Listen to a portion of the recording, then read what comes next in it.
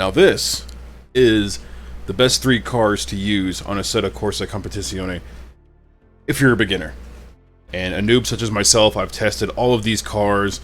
I went around Nurburgring for hours and hours and hours, and I'm going to give you the 3 best cars for starting out on this game that are just better overall with the traction control, with stability. These cars are just really easy to drive, and I think I highly recommend these. So let's get into the number 3 car. Alright, the number 3 car on this list is the Nissan GTR Nismo GT3. Really stable, really fun to drive. I was able to achieve a sub 2-minute time with this. Most of my times were about almost like high 2 minutes to flat 201s. This is one of the first cars that got me into a sub 2-minute time with a 159.874, and it's just fun to drive, really stable car. So definitely use this car. It's amazing. Number 2 on this list is the Ferrari 488 GT3. This car was actually the very first car that I was able to achieve under a 2-minute lap time at Nurburgring with a 159.829, so just barely getting past the Nissan in terms of time.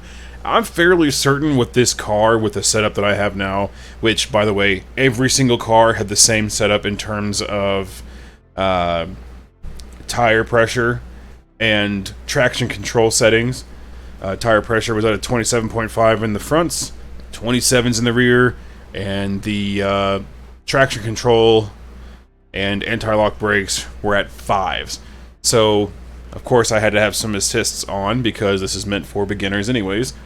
And this car felt really good. The traction control and everything didn't really bog down the car. This car felt really fast. Even though I was at a 159.8, I feel like I could get into the 158s relatively easily and be competitive online. So, there you go.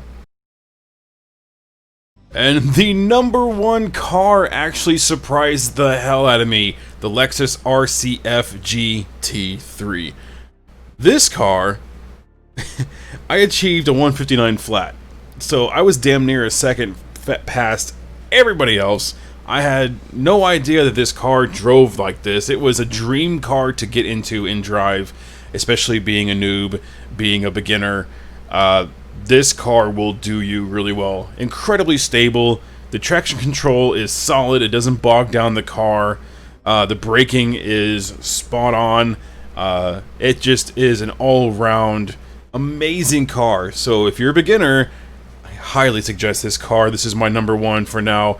So what I'm going to do now, in the next 2 videos, the next video will be my opinions on the Project Cars 3 and the stuff they've released so far to the masses, and the opinions of others. And then the next one will be taking these 3 cars and turning off all the assists and seeing which car is actually the best. So when I do that test, which track should I do that on? Let me know in the comments down below. Thank you so much for watching, and I'll see you in the next one. Bye-bye.